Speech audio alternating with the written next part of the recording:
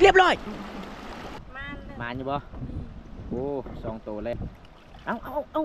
3แล้วโอ้3 ตัวเนาะ4 ตัวแล้วจุดนี้มัน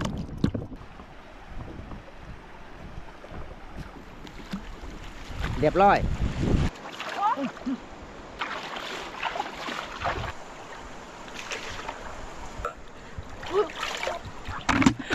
เฮ้ย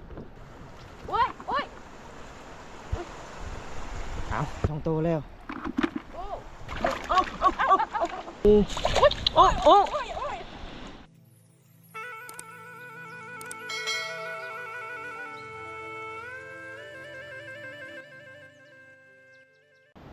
จะเริ่มไปลงเซคือเก่าบ่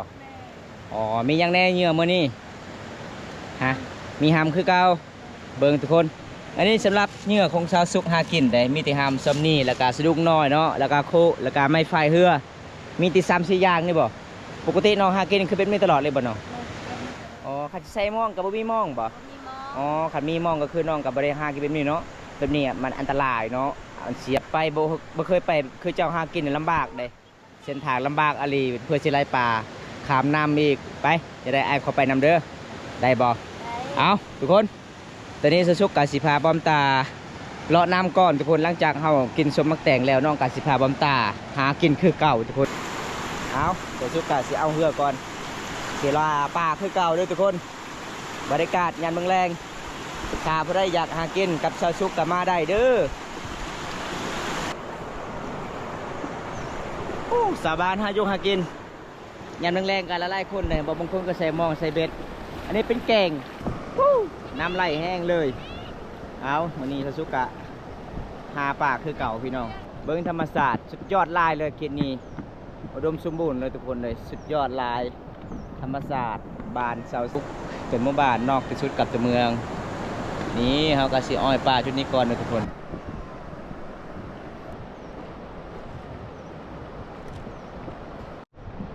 ตอนนี้ก็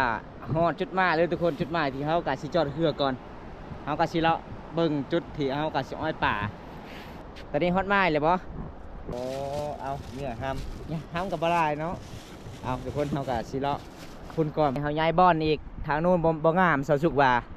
น้ำมันแห้งหลายทุกคนเขาก็เลยย้ายบอนอีกมาลงไตอีพี่น้องเลยเพราะว่าชาวบ้านหากินหลายทางโน้นเขาเจ้ากะมักไปก็เลยป่าบริเขาเขาก็เลยย้ายบอนทุกคนบนฟ้าอากาศกระเด็ดแห้งหลายเลยทุกคนเป็นการสิตกดินแล้วตอนนี้เวลา4 โมงแรงเลยทุกคนเลยน้องซุกเคยหากินแต่น้อยได้จุดนี้เลยทุกคนเห็นป่ะสาวซุกก็เลยพาบำตาไปหาจุดหมายเก่าคือเก่าทุกคนเลยเฮากะสีมานหรือบ่มานี่ก็ได้พาสีได้รับชมเรียบร้อยไปจะได้สาวซุกหมายเก่าเนาะนี่เนาะมาใส่ห้ำใส่กับดินสายคือเก่าเด้คือคงโซซุกเพราะว่า FC กับยักเบิ้งเจ้าหากินกันเลยมื่อนี้ก็จัดให้อีกเนาะจัดให้ตามคำขออีกทุกคนซี่โอ้แล้วผสมกับห้ามเลยบ่อ๋อเอาเบิ้งน้ำกันเด้อพี่น้องนี่เพิ่งเขย่าเลยได้โคลนแบบนี้เลยโอ้ดินทรายมันก็คล้ายกับห้ามเลยเนาะมันเป็นเนาะโอ้มันแปลกหลายเลยทุกคนเลยหากินแบบนี้เลยเป็นยังไงบัดนี้เริ่มไปบ่ไปอ้อยปลาก่อนคนไปอ้อยปลาทำการกับชาวสุกก่อนดูทุกคนเลยมื่อนี้น้องก็หากินคือเก่าเลยไปเบิ้งสูตรบนน้องเอาปลาไปได้เนี่ยน้องก็อ้อยปลาให้ปลาเข่าเลย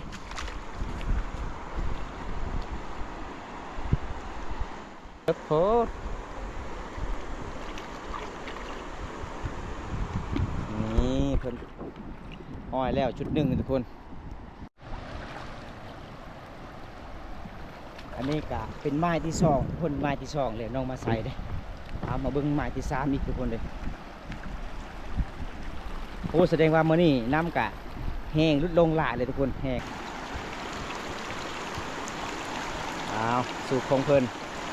ก็ชื่อได้เลยทุกคนเลยบอมตานี่จำไม่ได้เลยเพราะว่าน้องสาวซุกเพิ่นก็เคยหากินเพิ่นก็จำได้ตอนนี้เพิ่นวิธีก่อนเอายังแหนมาใส่ก้อนหินบ่โอ้เพิ่นเอาก้อนหินความมาใส่เลยทุกคนเลยอันนี้ก็คือสุกของเพิ่นเด้ สูตรของเพิ่นเอาก้อนหินแล้วก็มากันบ่ให้น้ำเข้าเพราะว่าคันทาน้ำเข้าไล่ก็คือปลาออกไวเนาะโอ้เอาไปเดินทำกันพี่น้องเลยสีม่านหรือบ่มานี่อันนี้ก็คือเป็นหอบที่3เขาหากินเลยทุกคนเป็นหอบที่3เลยโอ้จุดนี้ทุกคนน้องโอ้น้องมากันไว้จุดนี้เด้เพิ่นบอกสูตรของเพิ่นกับมันเป็นเรื่องง่ายๆเดี๋ยวทุกคนเลยหาอยู่หากินมันกะขนาดอยู่เรื่องนี้แบบหากินแบบโบราณ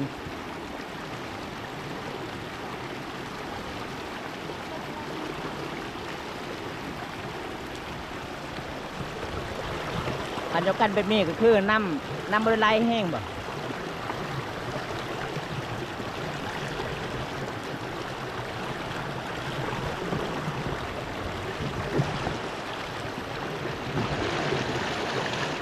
วิวธรรมศาสตร์กับเป็นตะมวนหลายเลยทุกคนเขตนี้เลย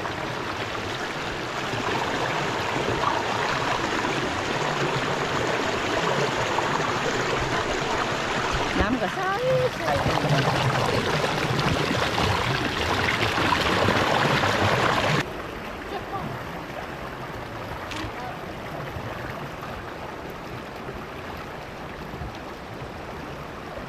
นี่บอกอันนี้สำหรับเพื่อนกับบอกให้แบบนำเข่าไล่ไปแห้งก็คือทำที่น้องใส่หรือปลาเนื้อที่น้องใส่น้ำก็เลยเอาไปมัดน้องก็หาวิธีได้กิ้งหลายเลยทุกคนน้องเอาก้อนหินมากันไว้บอกทุกคนสุดยอดเลย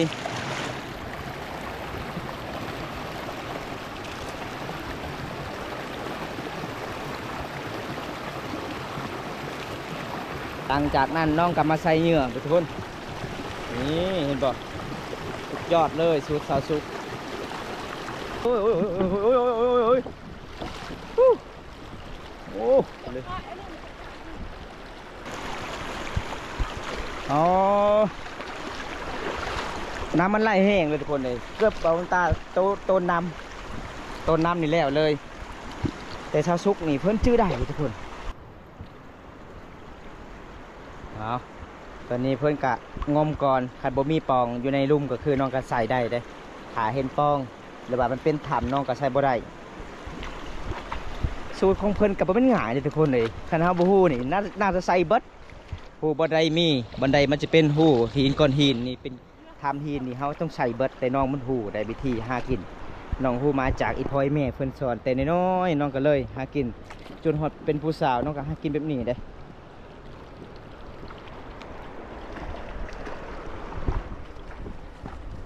น่าเสียอันตรายทุกคนเลยนำชาวซุปบ่ทันเลย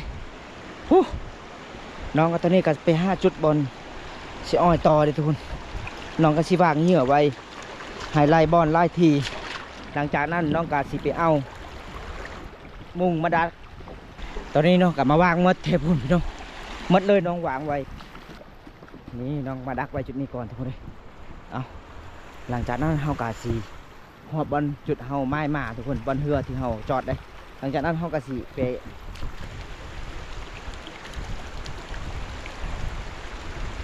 นี่ก็บ่แม่นเรื่องง่ายทุกคนสุดยอดเด้เห็นบ่เพิ่นมาดักนี่เพิ่นก็มาอ้อจุดนี้ไว้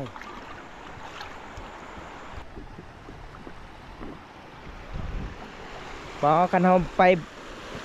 เฮาบ่ถนัดไปนี่น่าอันตรายแน่นอนเลยทุกคนเพราะว่าก้อนหินมันจะเป็นก้อนหินบางทีก็ลื่นบางทีบ่ได้ลื่นเลยทุกคนเลยเอาสุดท้ายแล้วทุกคนเนี่ยสุดท้ายแล้วเดี๋ยวเฮากะสิรอไปต่อ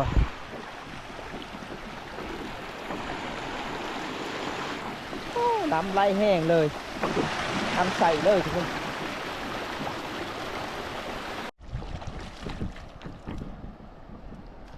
เอา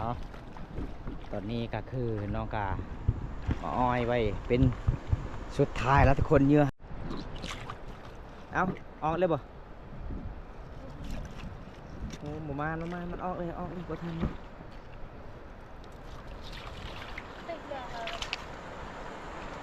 ได้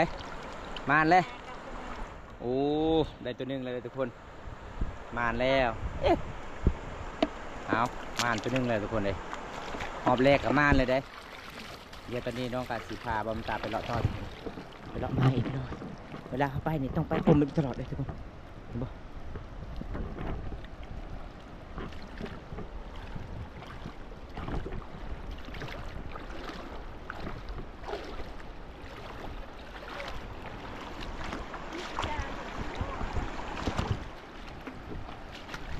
เอาหาจุดนี้ก็บ่เห็นแล้ว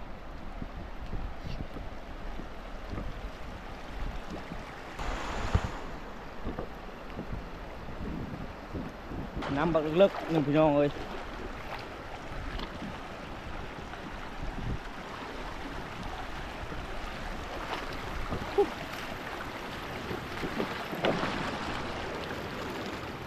เอาเรียบร้อยได้ป้าบ่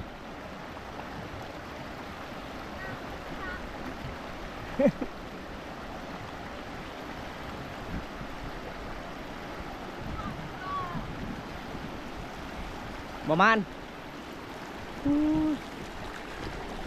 ไปเตเว่นละประมาณโอ้บ่ได้มานี่ทุกคนเลยได้ตัวหนึ่งป่า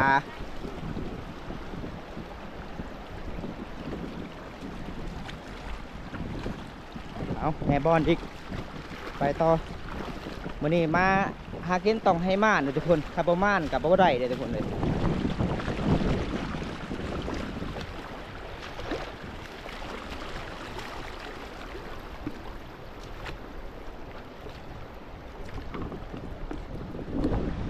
ฮะป้าบ่ ขออีกครั้ง ฮะ อันลูกเนี่ยกินเนี่ย บ่มาอีกแล้วโอ้บ่ได้กินหยังเลยมื้อนี้ ไปมื้อนี้แล้วทุกคนแล้วสาดเลย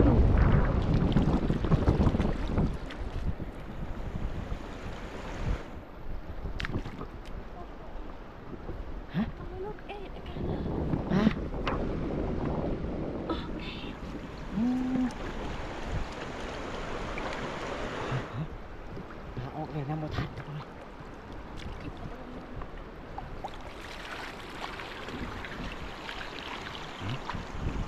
นอกก็สิเลาะต่อเรียบร้อย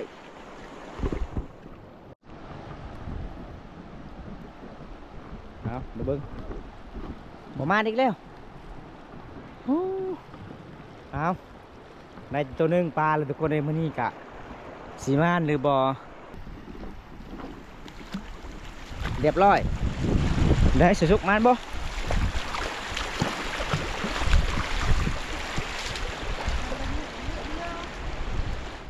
เห็นบ่โอ้หมดเลยเนาะ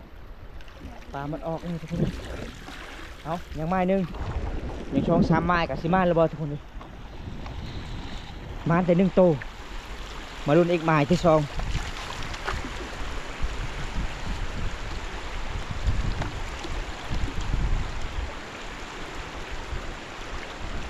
เรียบร้อยไว้ปลาบ่ ออกไปหมดแล้ว อืม เสียดายเอ็นหน่องเลย ยังมาไล่มาเลย มานอยู่บ่โอ้2 ตัวแล้วเอามาน2 ตัวเลยเด้อทุกคนเอาเบิ้ง3แล้วอู้มานคือแบบว่ามานคือกันพี่น้องเลยเอาผมก็สิงงปลาก่อน2 ตัวหมดเลยบ่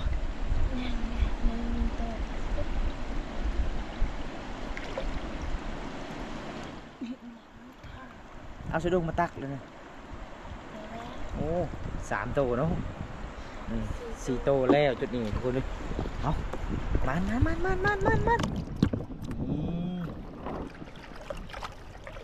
ไปได้อันนี้ก็จะเป็นสูตรของชาวสุกเด้อพี่น้องมันแปลกเลยเห็นว่าบ่ได้กินกับแจวมื้อนี้ได้กินกับแจวอยู่ประมาณอยู่เกือบเด็กเมื่อบ่มีย่างเลยชุดไทยน้องสู้จุดใดป่าพี่น้องยังจุดอันยังจะอัน สาม ยัง3กันหมดเลยเนาะ เอาไปลุย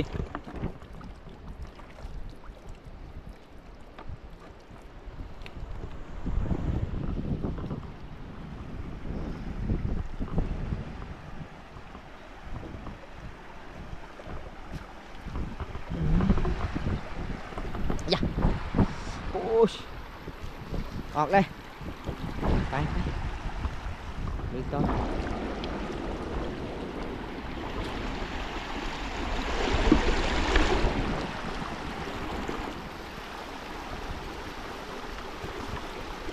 น้ำไหลแห้งเลยทุกคน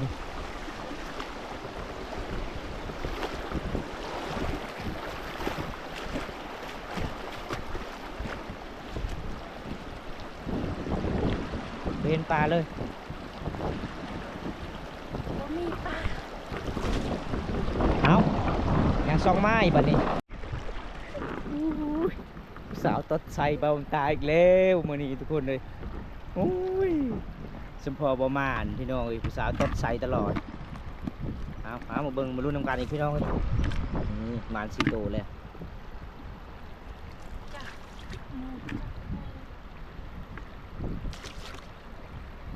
ได้แต่ดินทรายได้แต่แห่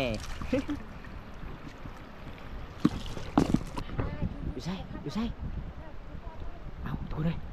เอาอันนี้ก็คือเป็นมาชุดไทายเด้น้องสุกว่าปลาลายทุกคนมีจะได้เรียบร้อยป่ะฮะปลาอยู่ป่ะเอาสุดลงมาตักน้ำมือปลาน้ำยังลึกเนาะ เขาเห็นปลาใหญ่เลย ปลาใหญ่ป่ะ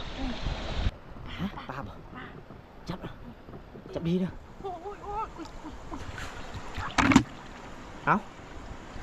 เอาทุกคนเลยมาเบิ่งน้ำกันเอากาซิเมื่อเลยเนาะโอ้มานเลยพี่น้อง เป็นอย่างวะก็มันบดติดตัวอุ้ยปลาโอ้ โอ้โห อุ้ย โอ้ โอ้ทุกคน ปลายังนี่นะปลากด ปรากฏ ปลากดบ่ บ่แม่น ปลาดุก ปลาดุก โอ้ โอ้ย โอ้ โอ้ยโอ้ย คือเป็นไม้สุดท้ายเด้เอามาเบิ่งน้ำกันพี่น้อง ใช่ โอ้แสดงว่ามันนี่ม่านเนาะ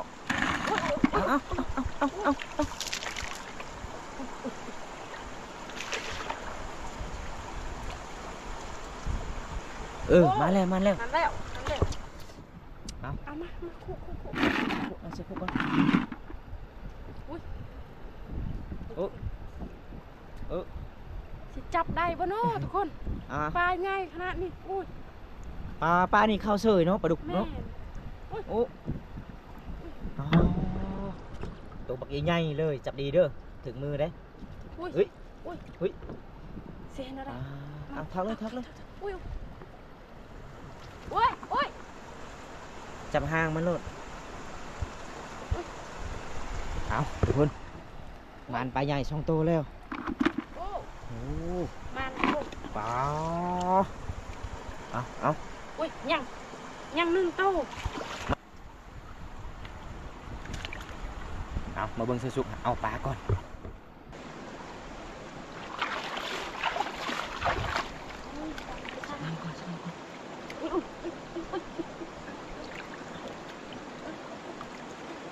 โอ้ โอ้ นี่น้อยๆพี่ มาทุกคนเลย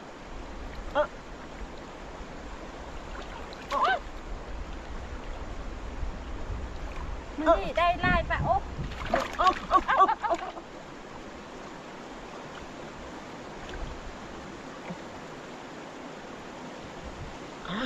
จับดีๆเด้อ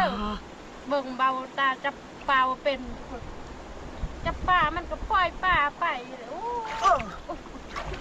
โอ้ นี่คน นี่มาแล้วนี่3 ตัวบักใหญ่เอามาเป็นยังไงเสือสุกผลงานเฮามื้อนี้ มัน มานอยู่บ่เบิ้งอ๋อลายโตเนาะเอาปลาใหญ่ได้3 ตัวแล้วก็ปลาน้อย4 ตัว7 ตัวตอนนี้เฮาสิกัดแล้วทุกคนเลยมื้อนี้ก็ครั้งแรกที่ได้ปลานิล ปกติน้องได้ปลายังไงปลาเครื่องก็ได้อยู่บ่ปลาเครื่องบ่ ไหน ปลากดก็เคยได้บ่ปลาซูเคยได้บ่โหแสดงว่ามีหลายปลาเขากินห่ำเนาะเอาผลงานเฮามื้อนี้กะบ่ได้ลุกทึนทุกคนเลยมื้อนี้แห้งมานกว่าเด้อทุกคนสุดก้อนมันที่ปลาน้อยมาสุดนี้คือมันปลาใหญ่บ่น้องหากินแบบนี้ก็คือมันแปลกลายใน3หมู่บ้านเลยเห็นที่น้องผู้เดียวหากินแบบนี้ก็คืออีพ่อเพิ่นก็หากินโยแบบนี้แต่น้องก็ฮู้จักแต่รุ่นสมัยอีพ่ออีแม่เพิ่นหากินสูตรโบราณก็เลยน้องก็สืบทอดได้สืบทอดอีพ่ออีแม่เพิ่นตอนนี้สิกลับเลยเนาะสะสุกเนาะเอากะสิกลับละเบิ่งแต่เป็นกระสตุกดินเลยทุกคนเลยเบิ่งไก่เบรยเปรมานำเลยโอ้อันนี้เขาเจ้าก็มาคือกันทุกคนเขาเจ้าก็หาอยู่หากินเลยตอนนี้มันเฮากะสิกลับละกลับบ้านเราพี่น้องเลยเฮากะสิมาเถือกหากินมื้อนี้เบิดเบอร์เลยพี่น้องเลยอันนี้เป็นแกงชาวบ้านหาอยู่หากินเลยบอกชาวบ้านก็มาละลายเลยบรรยากาศยามแรงเขาเจ้าหากินดำรงชีวิตบ้านดอกบ้านนาบ้านเฮา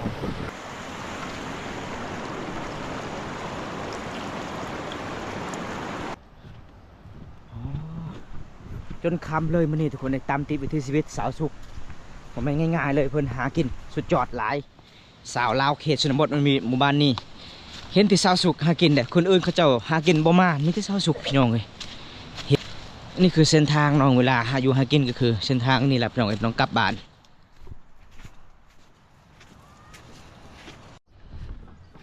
บรรยากาศยามแรงเขตชนบททุกคนอันนี้ก็จะหอดเดือนของน้องแล้วโอ้ยมื้อนี้ตามติดวิถีชีวิตน้องกับแม่นธรรมดาเลยทุกคนเลยขยันหลายเลยน้องคนนี้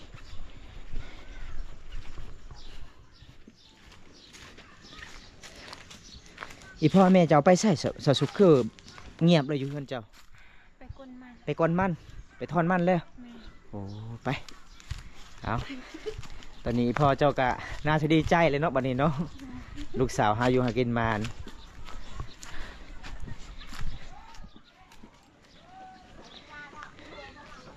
อันนี้น้องเฮิร์นฮอตซานเลยทุกคนเลยโอ้เบิ่งเครื่องของน้องนี่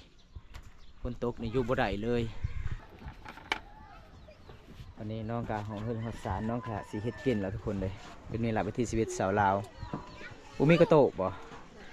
สาวสุกกะให้พ่อเพิ่นเฮ็ดกินอีพ่อเพิ่นว่ามักเฮ็ดกินลาบเด้มื้อนี้สาวสุกหากินกับม่านเลยทุกคนเลย เป็นจังได้อีพอ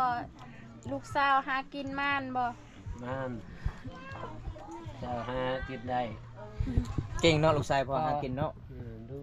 หากินแบบนี้ก็คืออีพ่อบ่สอนสาวสุกหากินแบบนี้บ่ ไม่ทอนนะแต่ว่าเคยเห็นพอไปหากิน โอ้แต่น้อย แต่น้อย ๆก็เลยสาวสุกกะ ๆ เบิ่งสูตรอีพ่อหากินเนาะ แม่น โอ้ปกติปลากดก็เคยได้บ่พ่อหากินแบบนี้บ่ เคยได้ตะกี้นะ โอ้ปลากดปลานิ่นก็เคยได้เนาะ เคยได้ ปลาสกางก็เคยได้อยู่ทุกคนมื้อนี้สาวสุกก็คือม่านปลาดุกกับปลานิ่นเพิ่นก็มอบให้พ่อเพิ่นกำลังเฮ็ดกินที่พ่อเพิ่นก็มักขับลาบกินลาบก็เลยมื้อนี้ก็สาวสุกก็สุดยอดหลายหากินได้ทุกคนคันบ่มีสาวสุกนี่โอ้ยบ่มตาบ่เห็นคลิปเลยพี่น้อง พอมันเท่าแล้วหากินบ่ได้ ก็เลยสาวสุกอีกมาแทนสูตรที่พ่อหากินเนาะ แม่ โอ้เก่ง คือตอน ๆ ยังนมเลยนมน้อย ๆก่อนตอนสมัยพ่อหากินนี่ได้บ่เต็มคุบ่ ได้นะ โอ้ เธอได้เธอบ่ได้หั่นแหละ อ๋อแสดงว่าตอนนั้นปลายังหลายเนาะ แม่น อันนี้ก็สุดยอดมากเลยเด้มื้อนี้เด้สาวสุกหากินได้ปลาใหญ่3โตวปลาน้อย4โตวทุกคนตอนนี้บอมตากาหาอยู่หากินกับสาวสุกมานหลายพี่น้องเอ้ยปกติก็คือบอมตาไปหากับสาวสุกได้แต่ปลาจาดปลาสกางมื้อนี้ได้ปลานิ่นกับปลาดุกปกติพอเพิ่นหากินนี่สมัยแต่ก่อนก็คือเขาเจ้าได้เต็มคุทุกคนปลาครึ่งก็เคยได้อยู่พี่น้องมื้อนี้บอมตากาสิให้พอเพิ่นเฮ็ดกินพับลาบเอาไว้พอเพิ่นก็มักกินลาบปลานิ่นทุกคนก็เลยแบบบ้านเฮาก็คือเวลาเฮ็ดลาบนี่ต้องพับลาบให้มันมูนๆนี่ล่ะพี่น้องบ้านเฮาเด้มื้อนี้ก็สุดยอดหลายฝีมือสาวสุกหากินสาวเขตชนบทวันนี้สาวสุกเก่งสุดยอดเลยทุกคนหากินมื้อใดก็คือมันมื้อนั้นทุกคนเลยจะได้บอมตากับสิปิดไว้สำนี้ก่อนพี่น้องถ้าพอได้รับชมคลิปนี้แล้วก็อย่าลืมฝากกดไลค์กดแชร์กดติดตามฝากเป็นกำลังใจให้บอมตาเฮ็ดคลิปตอนต่อไปด้วยพี่น้องเพราะว่าบอมตากะสิตามติดวิถีชีวิตน้องหากินยังหลายๆอีกพี่น้องยังหลายๆคลิปบอมตากะสิอัปเดตให้ซีนรับชม เอาคลิปหน้าพบกันใหม่ขอกล่าวคำว่าสวัสดีครับผมบ๊ายบายไปกันเด้อ